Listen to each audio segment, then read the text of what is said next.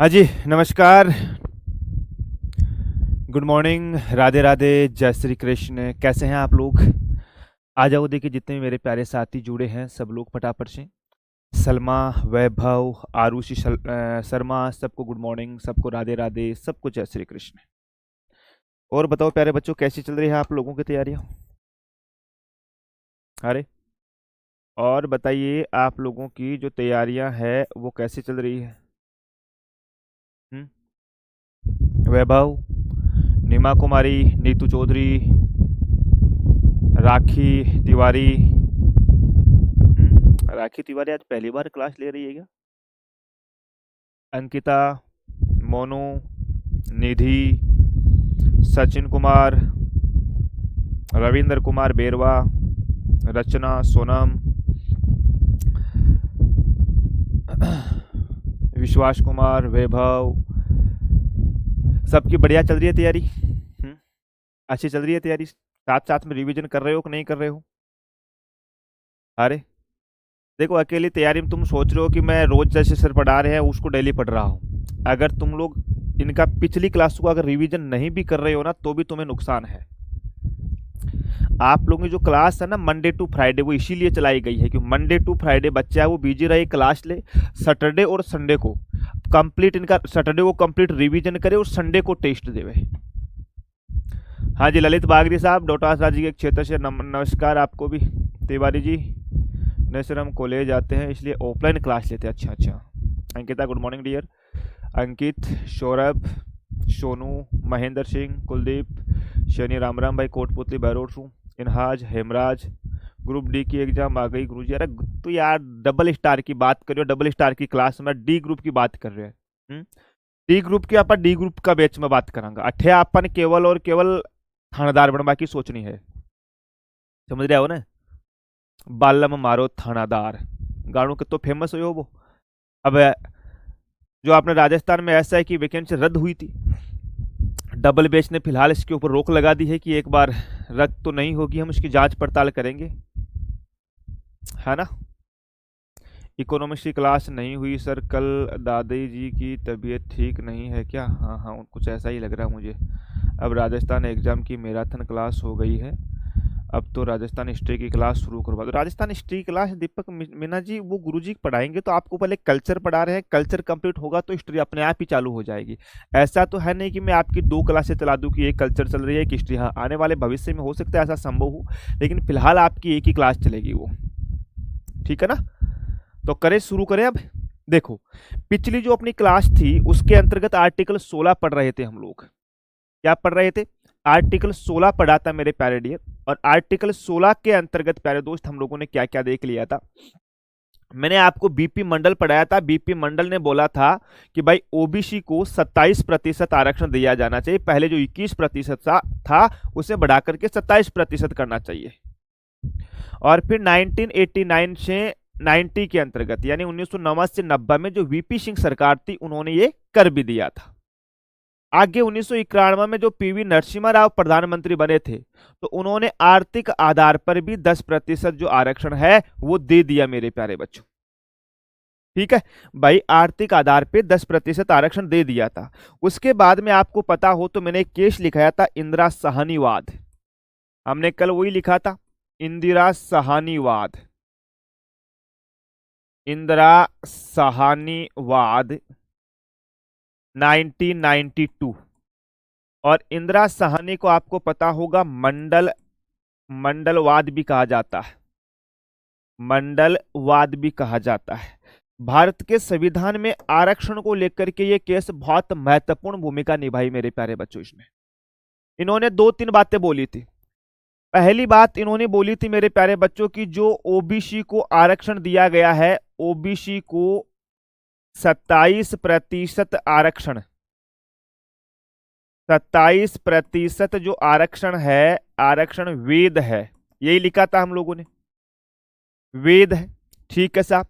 2 number पे हमने लिखा था कि साहब जो आर्थिक रूप से कमजोर वर्ग को 10% आरक्षण दिया गया था, आर्थिक रूप से कमजोर व्यक्ति को जो 10% आरक्षण दिया गया था, कमजोर को 10% आरक्षण, आरक्षण अवैध है। वो क्या है?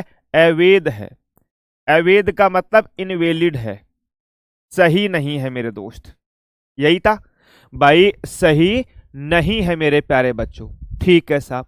अब इन्होंने एक तीसरी बात और बोली थी मेरे प्यारे बच्चों, इन्होंने एक तीसरी बात और बोली थी। क्या बोली? तीसरी बात इन्होंने बोली कि साहब आरक्षण 50% से अधिक नहीं होना चाहिए।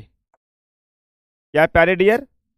आरक्षण जो है, आरक्षण 50% से अधिक नहीं होना चाहिए। 50% से अधिक नहीं होना चाहिए, नहीं होना चाहिए।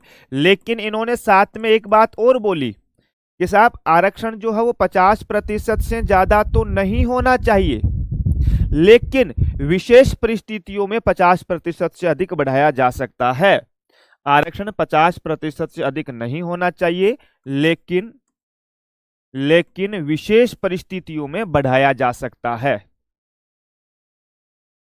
लेकिन विशेष परिस्थितियों में, विशेष परिस्थितियों में बढ़ाया जा सकता है, में बढ़ाया जा सकता है। लो जी साहब, मतलब कि भैया वैसे तो हम 50% से ज्यादा आरक्षण नहीं देंगे, है ना, लेकिन कुछ ऐसी कंडीशंस हो जाए या कुछ ऐसी स्थिति बन जाए, उस कंडीशन के अंतर्गत हम 50% आरक्षण, 50% से ज्यादा आरक्षण देंगे मेरे प्यारे बच्चों। चौथी बात इन्होंने बोली थी कि भैया ओबीसी में क्रीमीलेयर लागू होना चाहिए मेरे प्यारे बच्चों। और ये क्रीमीलेयर मैंने आपको बताया था कल, ओबीसी में क्रीमीलेयर लागू होना चाहिए, लागू होना चाहिए। क्रीमीलेयर को हमने समझा दिया था कि भैया जो क्रीम होती है ऊपर वाली, एक प्रकार से, यानी जिन लोगों के पास पैसे होंगे उन लोगों को मेरे प्यारे बच्चों आरक्षण नहीं मिलेगा ओबीसी के अंतर्गत ही। पैसे कितने होंगे? तो वर्तमान में 8 लाख आय कर रखी है कि जिनकी 8 लाख आय से 8 लाख रुपए से ज्यादा आय है, उनको मेरे प्यारे बच्चों आरक्षण नहीं मिलेगा साहब। ठीक है। और फिर इन्होंने एक लास्ट बात बोली थी, लास्ट बात बोली थी कि भैया पदोन्नति को क्या बोलेंगे? प्रमोशन। प्रमोशन में आरक्षण नहीं होना चाहिए, प्रमोशन में आरक्षण नहीं होना चाहिए, आरक्षण नहीं होना चाहिए। लो जी साहब, ये इंदिरा साहनीवाद ने दोस्तों मंडल कमीशन की जो रिपोर्ट थी उनके ऊपर ये इतनी सारी बातें बोली साहब। ठीक है ना भाई, आरक्षण है वो प्रमोशन में नहीं होना चाहिए, ओबीसी में क्रीमीलेयर लागू होना चाहिए, 50% से अधिक नहीं होना चाहिए, लेकिन कुछ परिस्थितियों में हम बढ़ा सकते हैं, है ना। ठीक है साहब। मलाईदार परत, हाँ मलाईदार परत दोस्तों, क्रीमीलेयर का मतलब मलाईदार परत, कल मैं आप लोगों को लिखा चुका था इसके बारे में। ठीक है। अब क्या हुआ प्यारे बच्चों, जैसे ही इंदिरा साहनीवाद ने बोला कि प्रमोशन के अंतर्गत आरक्षण है वो नहीं होना चाहिए मेरे प्यारे डियर, यही बोला इन्होंने, बिल्कुल साहब। तो हमारे देश में एक संविधान संशोधन किया गया था, 77वां संविधान संशोधन 1995 के अंतर्गत। इनमें बोला गया था साहब कि SC ST को प्रमोशन में आरक्षण मिलना चाहिए। ध्यान से सुनना, आगे चल करके हमने एक हमारे संविधान में 77वां संविधान संशोधन, 77वां संविधान संशोधन 1995 किया, 1995 में किया। और इसमें हमने बोला कि भैया SC ST को प्रमोशन में आरक्षण होना चाहिए, प्रमोशन में आरक्षण होना चाहिए, में आरक्षण होना चाहिए। लो जी साहब, क्या SC ST में प्रमोशन के अंतर्गत आरक्षण है वो होना चाहिए मेरे प्यारे बच्चों। और ये हम लोगों ने इसके तहत एक नया अनुच्छेद जोड़ दिया, अनुच्छेद 16 का 4A मेरे प्यारे बच्चों। क्या जोड़ दिया, 16 का 4A जोड़ दिया हमने। जहां इंदिरा साहनीवाद ने हमें बोला था कि प्रमोशन में आरक्षण नहीं होना चाहिए, हमने यहां जोड़ दिया कि साहब प्रमोशन में आरक्षण है वो होना चाहिए। कब जोड़ा, 77 कॉन्स्टिट्यूशन अमेंडमेंट 1995 के अंतर्गत साहब। बहुत बढ़िया भाई, बहुत बढ़िया।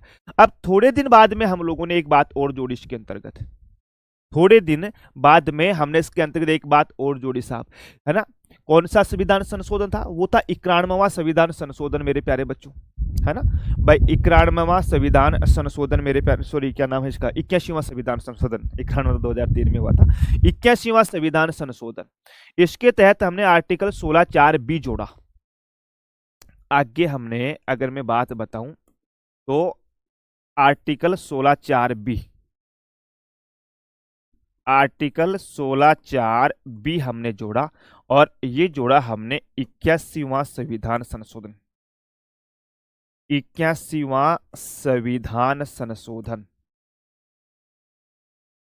संविधान संशोधन 2000, ठीक है ना, 81वां संविधान संशोधन 2000। और इसमें हमने बोला कि साहब कैरी फॉरवर्ड का नियम भी लागू होना चाहिए।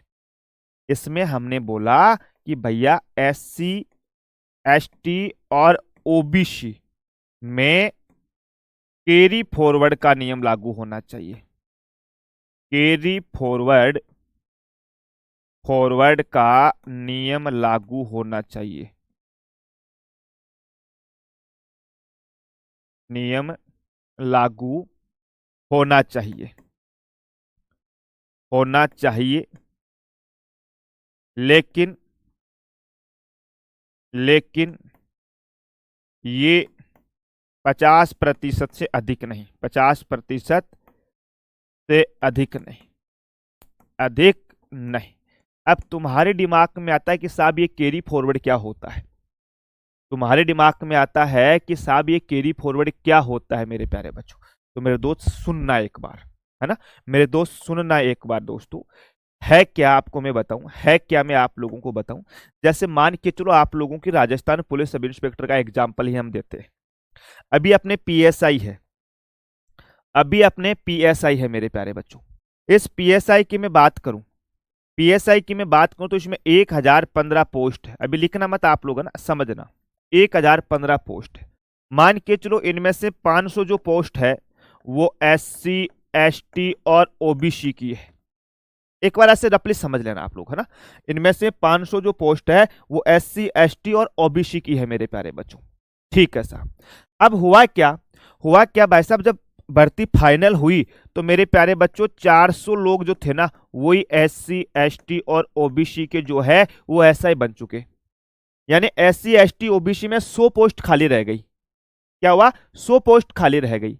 अब इन 100 पोस्ट का क्या करेंगे हम लोग, कैरी फॉरवर्ड। कैरी फॉरवर्ड का मतलब है जो अगली वैकेंसी आएगी ना उसमें हम लोग शामिल कर देंगे। क्या, उसमें हम लोग दोस्तों शामिल कर देंगे प्यारे बच्चों, ये होता है कैरी फॉरवर्ड। लेकिन कैरी फॉरवर्ड है वो 50% अधिक पद, 50% से जो अधिक है वो नहीं होना चाहिए। कैसे, मान के चलो अगली बार टोटल SI की पोस्ट 200 आई है और तुम्हारा 100 तो यहाँ खाली है, तो 200 में 100 तो जोड़ देंगे हम लोग, 300 हो जाएगा। लेकिन अगर मान के चलो यहाँ पे 300 बने 200 पोस्ट बच गई, तो ये 50% से सीटों की ज्यादा हो रही है 200, ये तो 100% हो गया। उस कंडीशन में कैरी फॉरवर्ड लागू नहीं होगा, है ना। तो 50% से ज्यादा कैरी फॉरवर्ड है वो लागू नहीं किया जाएगा दोस्तों। ऐसा किस संविधान संशोधन में हुआ था, ये हुआ था 81वां संविधान संशोधन में, ठीक है। आगे जाकर के हमने एक संविधान संशोधन और किया, 85वां संविधान संशोधन 2002 मेरे प्यारे बच्चों। हमने 85वां संविधान संशोधन 2002 और जोड़ा, संविधान संशोधन 2002 और जोड़ा हमने। और इसमें हमने बोला कि साहब प्रमोशन में, हमने क्या बोला कि प्रमोशन में वरिष्ठता को भी आधार माना जाएगा, वरिष्ठता को भी आधार माना जाएगा, को भी आधार माना जाएगा साहब, माना जाएगा। देखो समझना, हमने यहाँ पे बोला था 77वां संविधान संशोधन का कि SC ST को प्रमोशन में आरक्षण दिया जाएगा, यानी SC ST को है उनको प्रमोशन होगा तब भी आरक्षण दिया जाएगा, यानी कि जो अलग कैटेगरी के है फिर उनको आरक्षण नहीं मिल रहा था, फिर तो केवल SC ST के लोगों का प्रमोशन हो रहा था। तो हमने यहाँ पे जोड़ दिया 2002 में कि साहब जो सीनियरिटी होती है, भाई मान के चलो कि एक तो बच्चा है A नाम का, एक है B नाम का। अब एक तो मेरे प्यारे बच्चों 5 साल से नौकरी कर रहा है ना, और जो बी है ये 15 साल से नौकरी कर रहा है। अब मान लो ये SC ST या SC ST का है और मान लो ये जनरल का है, ठीक है। अब इसको तो प्रमोशन मिल रहा है, इसको प्रमोशन नहीं मिल रहा है, तो इसके साथ तो गलत हो रहा है ना। तो हमने क्या किया कि साहब हम SC ST को तो प्रमोशन देंगे ही देंगे, लेकिन साथ में जो सीनियर होगा ना उनको भी हम प्रमोशन देंगे। ये हम लोगों ने प्यारे बच्चों 85 कॉन्स्टिट्यूशन अमेंडमेंट के अंतर्गत जोड़ दिया, ठीक है। अब मुझे बताओ किसी बालक को कुछ पूछना हो तो, अब किसी बालक को कुछ पूछना हो तो। और जब ये तीनों संविधान संशोधन हुए तो दोस्तों आगे चल करके एक केस आया था 2005 में, नागराजनवाद 2005, ठीक है ना, नागराजनवाद 2005। इसमें क्या बोला गया, इसमें मेरे प्यारे बच्चों ये तीन संविधान संशोधन 77वां 81वां और 85वां, देख लो 77वां 81वां व 85वां, 81वां व 85वां संविधान संशोधन, संविधान संशोधन संवैधानिक है, संवैधानिक है यानी सही है, संवैधानिक है मेरे प्यारे दोस्त। लो जी साहब, ये आप लोगों को ध्यान रखना, नागराजनवाद 2005 के अंतर्गत ये बात बोली गई मेरे प्यारे बच्चों, ठीक है ना। यानी SC ST को प्रमोशन दिया जाएगा, कैरी फॉरवर्ड का नियम भी होगा और अपना सीनियरिटी को भी आधार बनाया जाएगा। लो जी साहब, शर्मा बोलिए नॉन क्रिमिलियर। बेटा क्रिमिलियर और नॉन क्रिमिलियर दो चीजें होती है। जैसे मान के चलो मैं OBC से हूं, तो अगर मैं एक साल के अंतर्गत 8 लाख रुपए या 8 लाख से ज्यादा पैसे कमा रहा हूं तो फिर मुझे और मेरे बच्चों को आरक्षण नहीं मिलेगा, तो मैं हो गया क्रिमिलियर। अब जो 8 लाख से कम पैसे कमा रहे वो सब नॉन क्रिमिलियर हो गए, है ना, वो सब नॉन क्रिमिलियर हो गए। और मेरे प्यारे डियर अनुप्रिया जी बोले कि सर प्रेजेंट टाइम में यह आरक्षण सही है क्या, बहुत से बच्चे ऐसे हैं जो ज़्यादा टैलेंटेड है और वो पीछे रह जाते। नहीं मेरे प्यारे डियर अनुप्रिया, आरक्षण बिल्कुल सही है हमारे संविधान में। और देखो मैं आरक्षण लिखा दूँ आपको, मैं मेरे पास पहले लिखा हुआ था, शायद है क्या, मैं देख लूँ कि अपने राजस्थान में जो भारत और राजस्थान में जो आरक्षण है वो किस प्रकार से कितना कितना प्रतिशत है मेरे प्यारे बच्चों। सेंट्रल गवर्नमेंट और स्टेट गवर्नमेंट में परसेंटेज क्या ना अलग अलग रेशियो है, आपको मैं बता दूं, अभी शायद मिल जाएगा मेरे हिसाब से।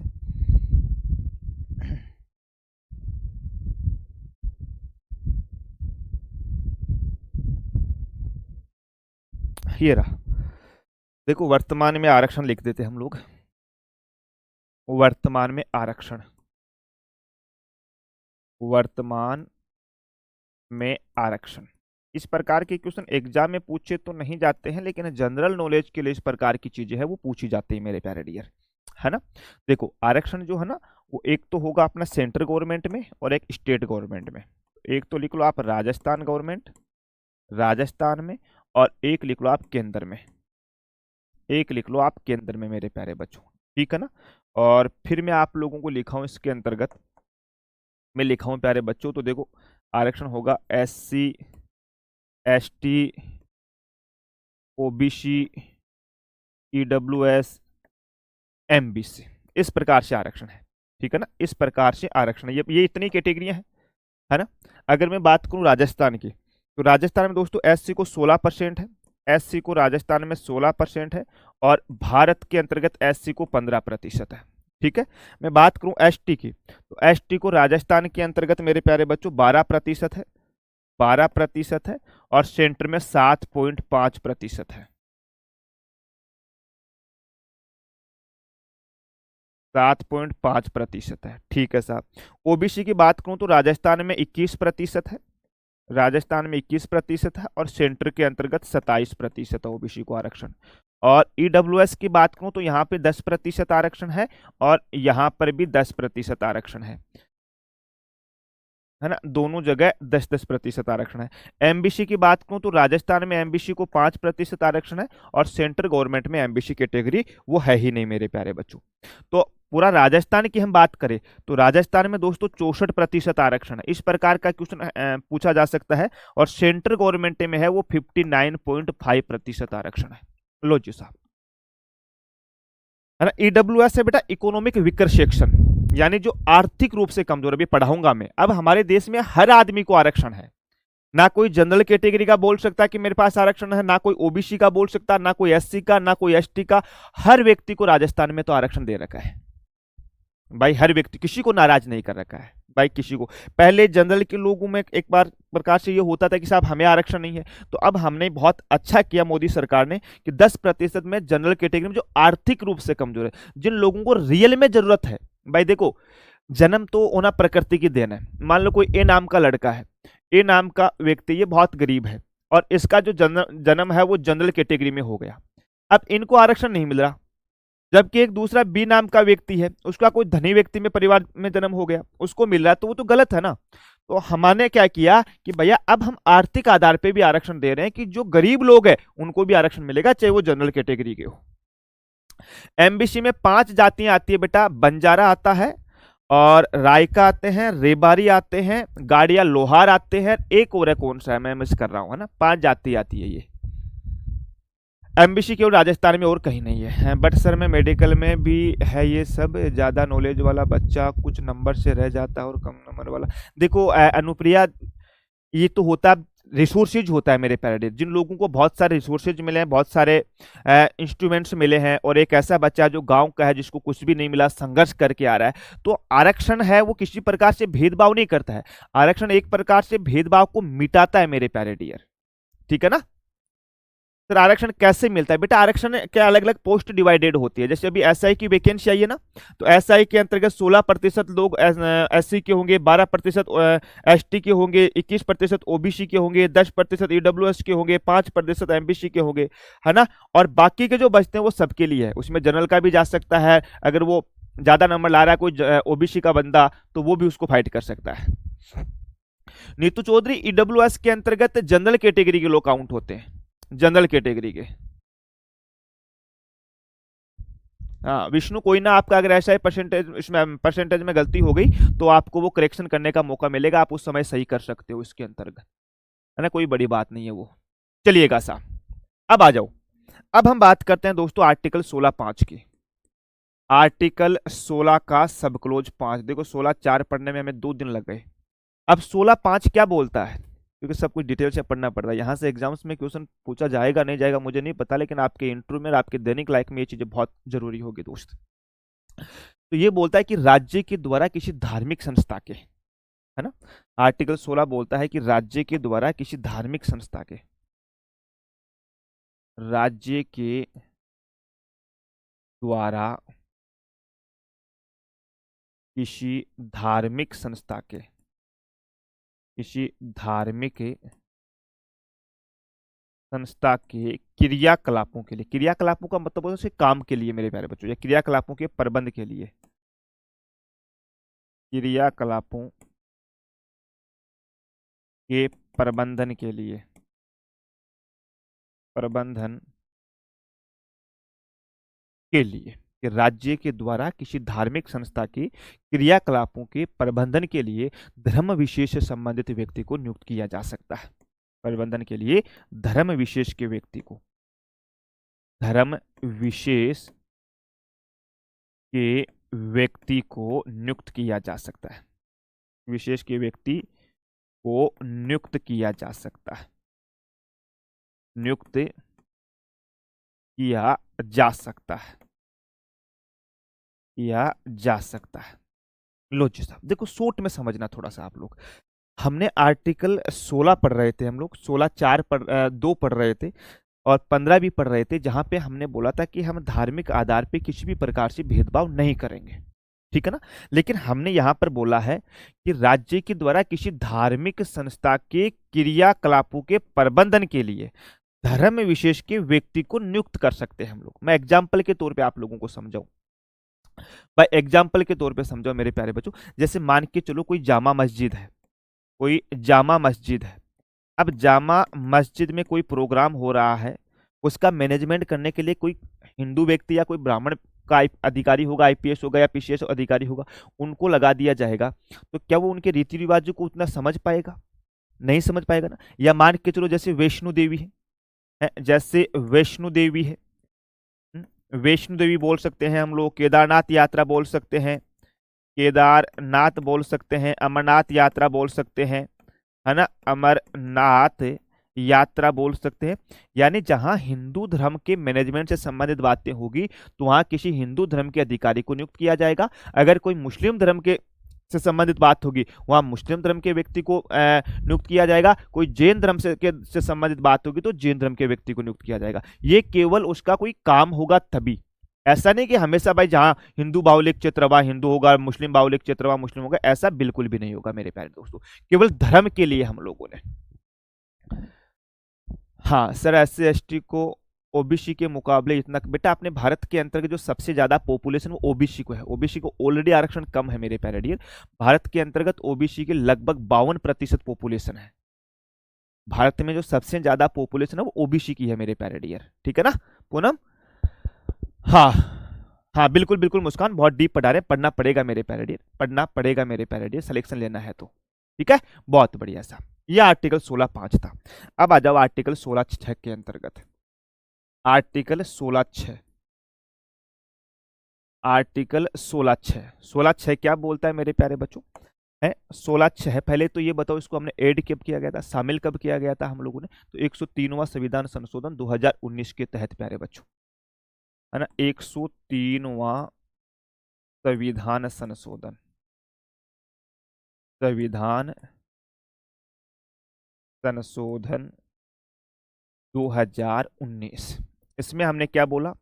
इसमें हमने आर्थिक आधार पर, आर्थिक आधार पर कमजोर व्यक्ति, कमजोर व्यक्ति, कमजोर व्यक्ति लिखेंगे या वर्ग लिखेंगे मेरे प्यारे बच्चों?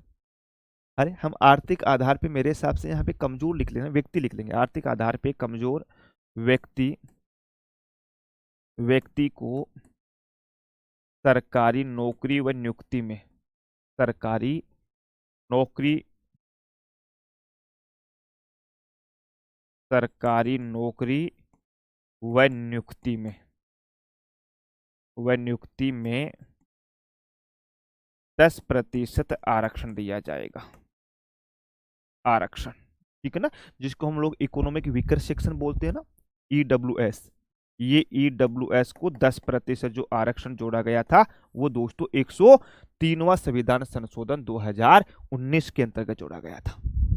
यहां हमने दोस्तों आर्थिक आधार पे जोड़ दिया। इससे पहले जो भारत के अंतर्गत आरक्षण दिया गया था ना, वो सामाजिक और शैक्षणिक आधार पे दिया था, है ना, सामाजिक और शैक्षणिक आधार पे दिया था। हमने पहली बार मेरे प्यारे बच्चों 2019 के अंतर्गत आर्थिक आधार पे आरक्षण दिया था, और आगे चल करके 2022 के अंतर्गत प्यारे बच्चों, है ना, 2022 के अंतर्गत मेरे प्यारे बच्चों इसको संवैधानिक मान्यता सुप्रीम कोर्ट के द्वारा दे दी, ठीक है ना।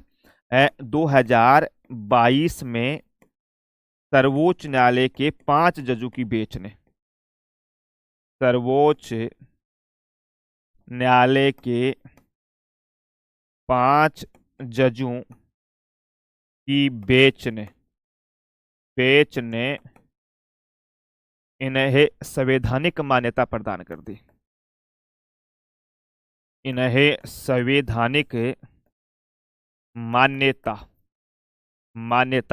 प्रदान कर दी, प्रदान की।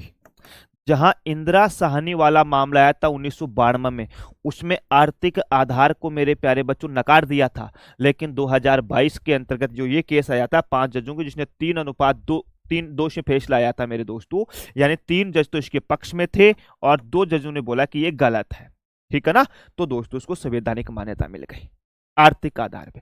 इससे आप लोगों को एक चीज समझ में आती है, हालांकि सुप्रीम कोर्ट में हम लोग डिटेल से पढ़ेंगे कि सुप्रीम कोर्ट अपने स्वयं का फैसला है वो बदल सकता है।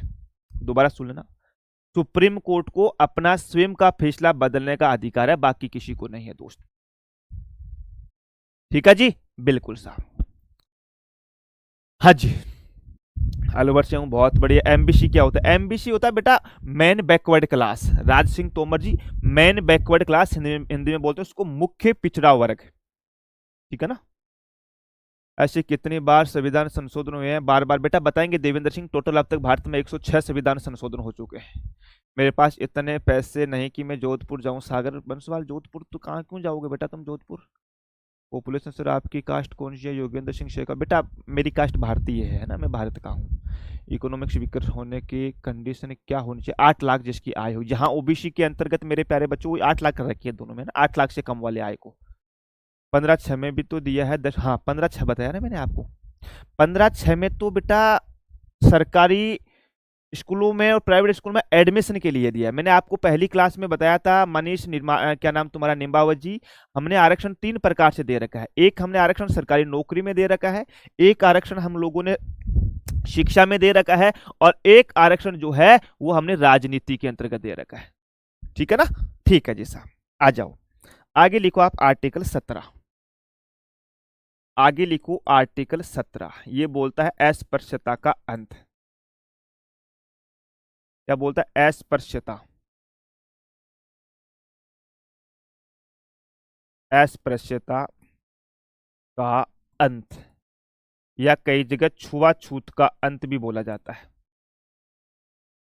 छुआछूत का अंत भी बोला जाता है ना। अस्पृश्यता का अंत या छुआछूत का जो अंत है वो भी बोला जाता है।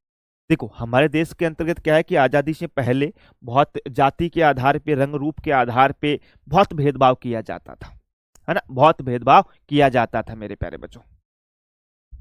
हाँ गुज्जर एमबीसी में आते हैं ना बेटा? नहीं नहीं नहीं नहीं। हाँ गुज्जर एमबीसी में गुज्जर आते हैं, बंजारा आते हैं, रायका आते हैं, गाड़िया लोहार आते हैं। ये तो मैंने बताया एक जाति और उन 5 जातियों को एमबीसी में शामिल किया गया है राजस्थान के अंतर्गत। और गुज्जर केवल राजस्थान की एमबीसी में आते हैं, ध्यान रखना।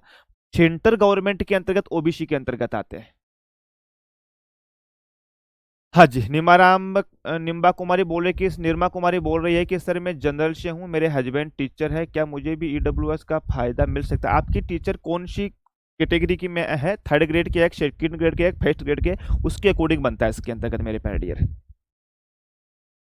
ठीक है। तो अस्पृश्यता का अंत मेरे प्यारे बच्चों समझ गए? बहुत बढ़िया। छुआछूत का अंत किया जाता है इसके अंतर्गत। ठीक है ना। और अस्पृश्यता या छुआछूत के ऊपर दोस्तों विधि बनाने का जो अधिकार है ना वो संसद के पास है। विधि बनाने का अधिकार, विधि बनाने का अधिकार जो है वो संसद के पास है। अधिकार संसद के पास है। संसद के पास। क्या सर संसद ने ऐसा कोई नियम बनाया है? बिल्कुल बनाया है मेरे प्यारे बच्चों। सबसे पहले आपको मैं बताऊं तो 1955 में एक नियम बनाया था, अस्पृश्यता अपराध अधिनियम। 1955 अस्पृश्यता, अस्पृश्यता अपराध अधिनियम। इसमें तो कोई समझाने वाली बड़ी बात है नहीं, है ना। फिर भी आपको कुछ पूछना है तो मेरे प्यारे बच्चों आप पूछ सकते हो मुझे। और फिर इसी का नाम चेंज कर दिया, इसी का नाम परिवर्तन। नाम परिवर्तन कब किया? 1976 के अंतर्गत। क्या? 1976 में इसका नाम परिवर्तन कर दिया। क्या नाम कर दिया? सिविल अधिकार संरक्षण अधिनियम। सिविल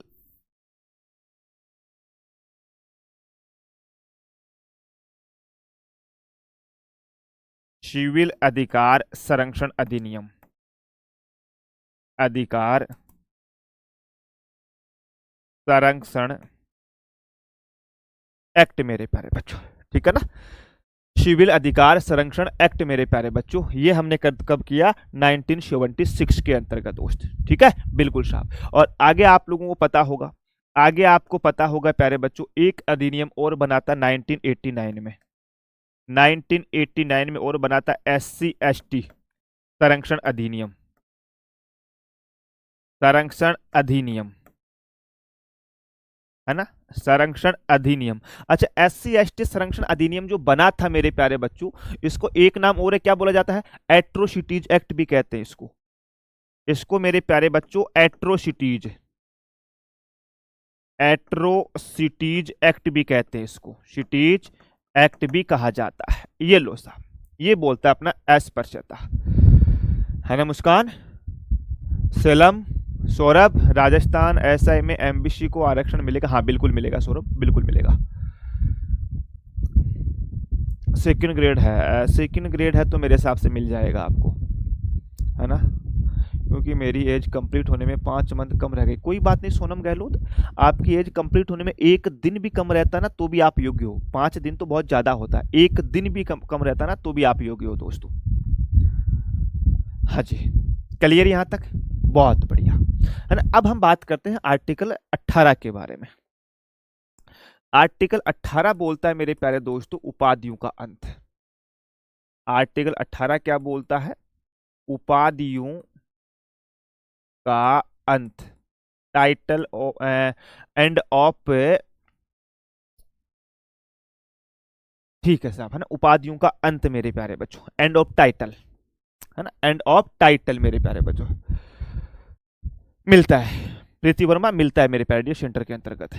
अब थोड़ा सा रुक जाना एक बार, है ना, अब थोड़ा सा रुक जाना एक बार, कमेंट मत करो। कई बच्चे पूनम है, प्रीति है, सालिम है, सौरभ है, मुस्कान है, बेटा एक बार सब लोग रुक जाना। उपाधियों का अंत का मतलब जानते हो कि आप लोग क्या होता है? अरे भाई उपाधियों का अंत का मतलब जानते हो तुम लोग क्या है? बताओ देखे क्या होता है? उपाधियों का अंत हम लोगों ने इसमें लिख रहा है। देखो अब हमने ना इसमें 3-4 पार्ट अलग अलग जोड़े हैं। जैसे एक हमने जोड़ा है 18 का सब क्लोज 1। इसमें क्या बोला गया है कि भैया शिक्षा व सेना को छोड़कर आप कोई भी उपाधि धारण नहीं कर सकते। शिक्षा व सेना को छोड़कर, शिक्षा व सेना को छोड़कर, शिक्षा व सेना को छोड़कर कोई भी उपाधि का धारण नहीं किया जा सकता। कोई भी उपाधि,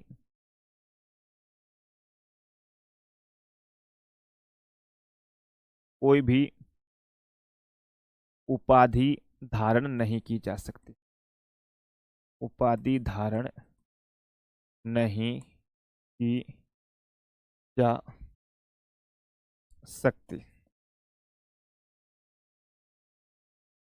लो जी साहब, शिक्षा और सेना को छोड़ करके एट्रोसिटीज एक्ट देवेंद्र सिंह बेटा एससी एसटी एक्ट को ही बोला जाता है। एससी एसटी एक्ट के अंतर्गत है कि भाई किसी भी प्रकार से जो अनुसूचित जाति और जनजाति के लोग हैं उनको प्रताड़ित नहीं किया जा सकता। इनके ऊपर लंबा बहस भी चल रहा है, अभी सुप्रीम कोर्ट ने 2-3 दिन पहले फिर भी आदेश दिया था। कई प्रकार की चीजें ये भविष्य में आपको मैं एक अलग से सेपरेट है ना वो करके बता दूंगा मेरे प्यारे डियर। हाँ, संसद क्या होती है सिलम? संसद मेरे प्यारे डियर अपने देश के अंतर्गत कानून बनाने का जो अधिकार है ना वो संसद को है। आपको मैं पढ़ाऊंगा संसद अलग से, टेंशन मत लीजिएगा, थोड़ा समझिएगा आप लोग।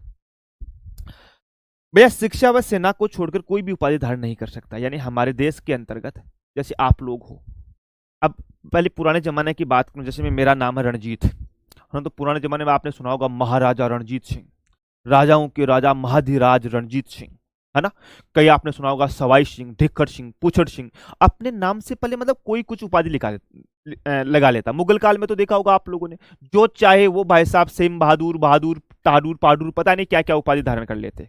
कोई योग्यता नहीं है, लेकिन राजा जी है, राजा ने बैठे बड़े देरी की ठीक है साहब तुम आज के बाद में बहादुर हो, तुम शेम हो, तुम ये हो, तुम वो हो, तुम महाराजा हो, तुम राजाओं के राजा हो, तुम महाधिराज हो, तुम चक्रवर्ती हो, तुम सम्राट हो। इस प्रकार की चीजें खूब सुनी होगी आपने, बिल्कुल सुनी है सर भाई, इस प्रकार की चीजें खूब सुनी है, बिल्कुल सुनी है। तो सर एक बात बताओ जी, पूछो एक बात बताओ जी, पूछो सर, अब हम लोग इस प्रकार की उपाधि का धारण नहीं लगा सकते? नहीं लगा सकते, केवल शिक्षा और सेना को छोड़कर। मान लो आपने कोई एमबीबीएस डिग्री प्राप्त की है तो आप नाम से पहले डॉक्टर लगा सकते हो, डॉक्टर शिवानी, डॉक्टर सुमन, डॉक्टर सीमा, डॉक्टर निशु है, डॉक्टर राज सिंह तोमर। आप मान लो कल ने राजस्थान पुलिस में सब इंस्पेक्टर बन गए तो आप नाम के आगे ऐसा लगा सकते हो, सब इंस्पेक्टर सुमन, सब इंस्पेक्टर सीमा Yadav, sub inspector Devendra Singh, sub inspector Durga सागर Regar, sub inspector Raj Singh Tomar, sub inspector Lalit बागरी, है ना। इसका प्रयोग कर सकते हो।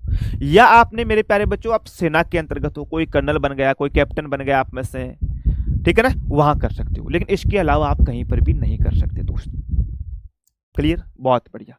अच्छा इसमें एक दूसरी बात और लिख रखी है 18(2) के अंतर्गत, इसमें लिख रखा है कि कोई भारतीय नागरिक, कोई भारतीय नागरिक, कोई भारतीय नागरिक विदेश में भी उपाधि का धारण नहीं कर सकता, विदेश में भी उपाधि धारण नहीं कर सकता, धारण नहीं कर सकता। मान लो मैं रहता तो यहाँ अपने राजस्थान के अंतर्गत हूँ, राजस्थान कर सकता, लेकिन मैं अमेरिका चला गया, अमेरिका में जाकर बोला कि महाराजा रणजीत सिंह, ना भाई साहब वहां नहीं लगा सकते, है ना। अमेरिका में जाकर के महाराजा नहीं लगा सकते, सम्राट रणजीत सिंह नहीं लगा सकते, चक्रवर्ती रणजीत सिंह नहीं लगा सकते, है ना। हम लोग विदेश के अंतर्गत भी भैया उपाधि का धारण नहीं कर सकते, क्लियर। लेकिन ध्यान रखना, केवल भारतीय व्यक्ति, विदेश वाले लगा सकते हैं, कोई अमेरिका का नागरिक है वो अपने अमेरिका में लगा सकता है ना, लेकिन हम लोग वहां जाकर के नहीं लगा सकते। ठीक है साहब, हाँ जी साहब। अब आता है इसमें 18(3), अब आता है 18(3), 18 सब क्लोज 3। इसमें क्या बोला है कि कोई विदेशी नागरिक, कोई विदेशी नागरिक, विदेशी नागरिक, नागरिक यदि भारत में, यदि भारत में, भारत में लाभ के पद पर हो, लाभ के पद पर या कोई ट्रस्ट के पद पर हो, या कोई ट्रस्ट, है ना, या कोई ट्रस्ट के पद पर हो मेरे प्यारे बच्चों, कोई ट्रस्ट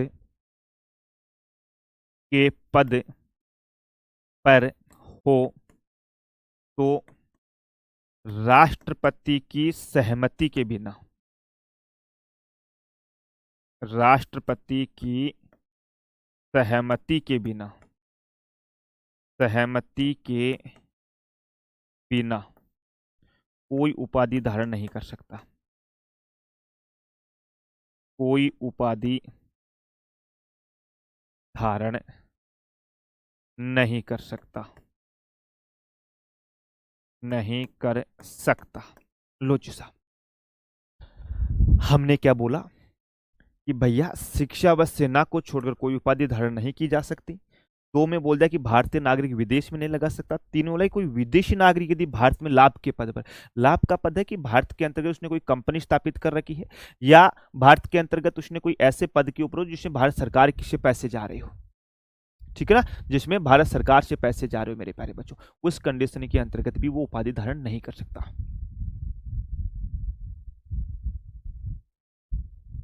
क्लियर, ठीक है साहब, ठीक है ना। आ जाओ, अब इसमें 18(4) और लिखा है हम लोगों ने, हमने इसमें एक आर्टिकल 18(4) और लिखा है। 18(4) इसमें भी हमने यही वही बात बोल रखी है कि कोई विदेशी व्यक्ति, कोई विदेशी व्यक्ति, कोई विदेशी व्यक्ति भारत में, भारत में लाभ के पद पर है, लाभ के पद या ट्रस्ट के पद पर है, या ट्रस्ट के पद पर है, तो राष्ट्रपति की अनुमति के बिना, राष्ट्रपति की अनुमति के बिना किसी भी प्रकार की कोई भेंट, कोई उपलब्धि या कोई पद जो है वो प्राप्त नहीं कर सकता। अनुमति के बिना कोई भी भेंट, कोई भी भेंट, पद व उपलब्धि,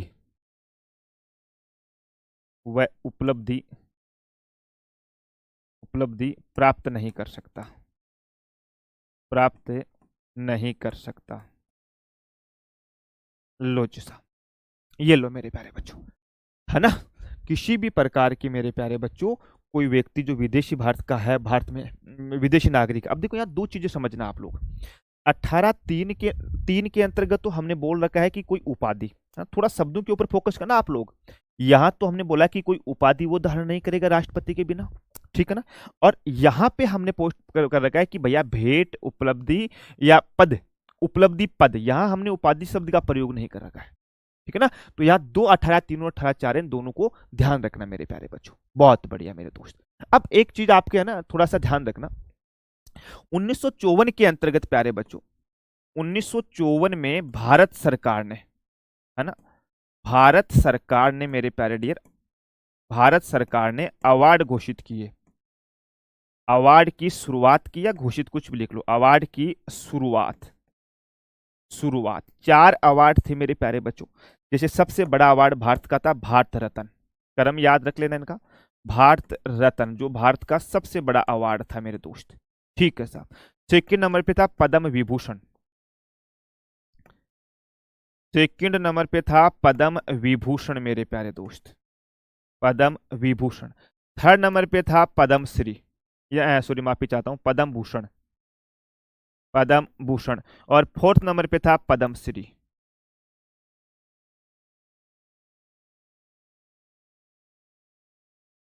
पद्म श्री, लो जी साहब, है ना, पद्म श्री। ये आप लोगों को ध्यान रखना है,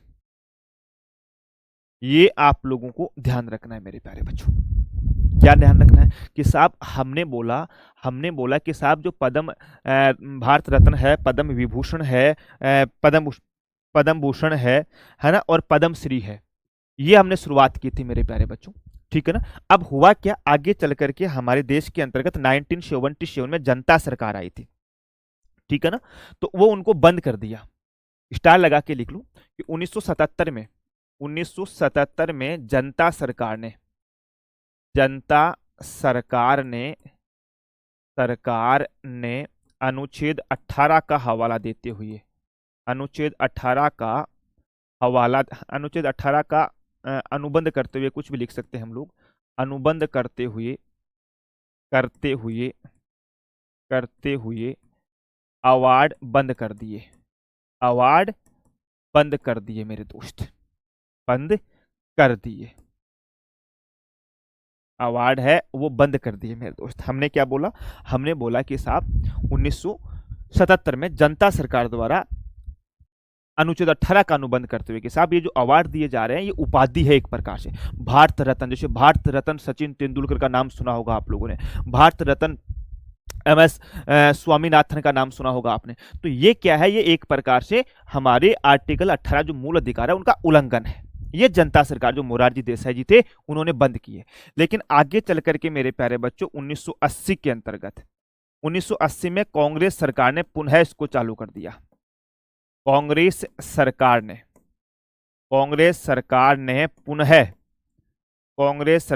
पुनः अवार्ड शुरुआत कर दी, अवार्ड की शुरुआत, अच्छी ले लो, अवार्ड की शुरुआत। इन्होंने बोला कि साहब ये जो अवार्ड है ना ये उपाधि के अंतर्गत शामिल नहीं होंगे मेरे प्यारे बच्चों, ठीक है ना। फिर इनसे संबंधित एक केस आता है जो बहुत फेमस है मेरे प्यारे बच्चों, बालाजी राघवनवाद, कई बार पूछा गया परीक्षा के अंतर्गत, बालाजी राघवनवाद 1996, इसके अंतर्गत बोला गया था कि जनाब सुप्रीम कोर्ट ने कहा है कि साहब उपाधि और पुरस्कार के अंतर्गत अंतर होता है। क्या इन्होंने बोला कि उपाधि और पुरस्कार में अंतर होता है साहब, उपाधि और पुरस्कार, पुरस्कार लिख लो या अवार्ड लिख लो, ठीक है ना, पुरस्कार या अवार्ड दोनों अलग अलग होता है, दोनों अलग अलग है मेरे प्यारे बच्चों। आर्टिकल 18 में जिसका हमने उल्लेख कर रखा है वहां हमने उपाधि का उल्लेख कर रखा है, और जो हम लोग पुरस्कार देते हैं वो आर्टिकल 18 के अंतर्गत नहीं आएंगे मेरे प्यारे डियर, ठीक है ना, वो आर्टिकल 18 में नहीं आएंगे मेरे प्यारे बच्चों। लेकिन इन्होंने बोला कि कोई व्यक्ति अवार्ड का नाम, कोई व्यक्ति अवार्ड का प्रयोग या अवार्ड का नाम, कोई व्यक्ति अवार्ड का नाम अपने नाम से पहले व बाद में, अपने नाम से पहले व बाद में नहीं लगाया जा सकता, बाद में नहीं लगाया जा सकता। लो जी साहब, ये आप लोगों को ध्यान रखना है। ये आर्टिकल 14 से 18 कंप्लीट हो गए साहब। अब पूछो, निर्मा जी बोले कि सर आर्टिकल 18(4) को ही बंद किया या पूरा आर्टिकल 18 को है?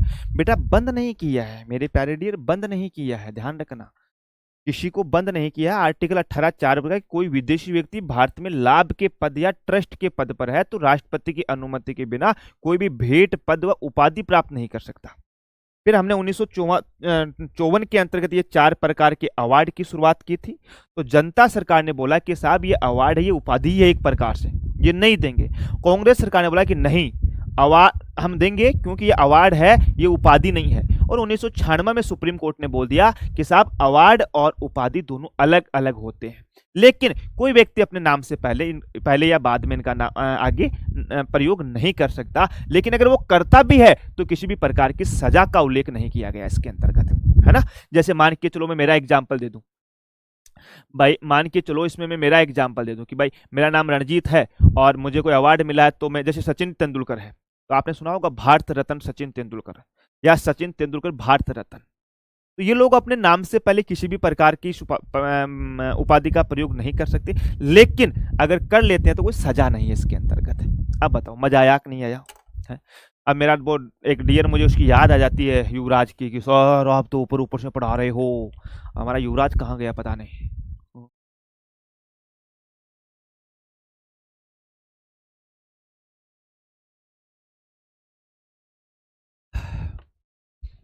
हम सैनिक को इंस्पेक्टर में आरक्षण मिलेगा। हाँ बेटा निशु सैनी आप ओबीसी के अंतर्गत आते हो, आपको मिलेगा। देवेंद्र है कि सर किसी को क्या पता चलेगा अगर नाम के आगे उपलब्ध? हाँ बेटा लगाते हैं, सार्वजनिक रूप से नहीं लगा सकता। आपने कभी अखबार में देखा?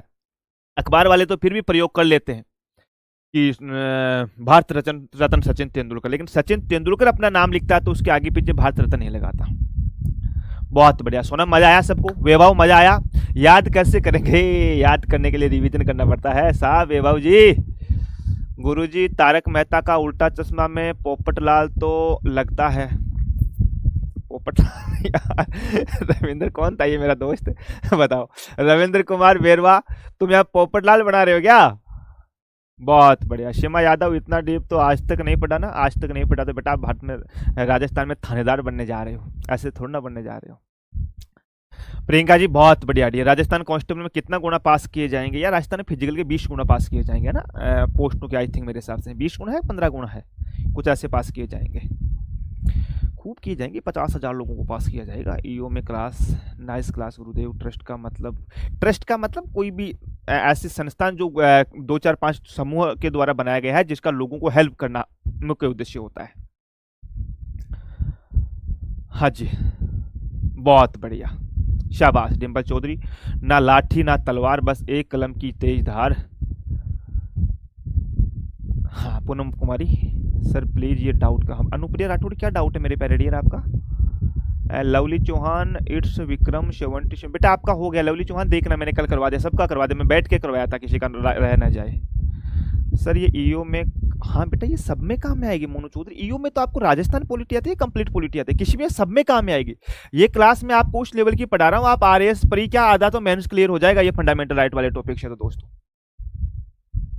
इतना जल्दी निकल जाता है टाइम का पता ही नहीं चलता अपनी क्लास के अंतर्गत। बहुत देखो 55 होगी, चलते हैं ना।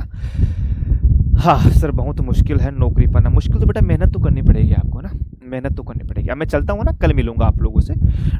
दीपिका 15-16 मिक्स नहीं बेटा, 15 जो आरक्षण दिया गया है वो दिया गया है एडमिशन के लिए, सरकारी स्कूलों में एडमिशन के लिए। 16 दिया गया है वो सरकारी नौकरी में दिया गया है। चलो चलते हैं, कल मिलेंगे आप लोगों से। तब तक के लिए स्वास्थ्य का ध्यान रखना, बड़ों का सम्मान करना, छोटों से प्रेम करना। जय हिंद, जय भारत।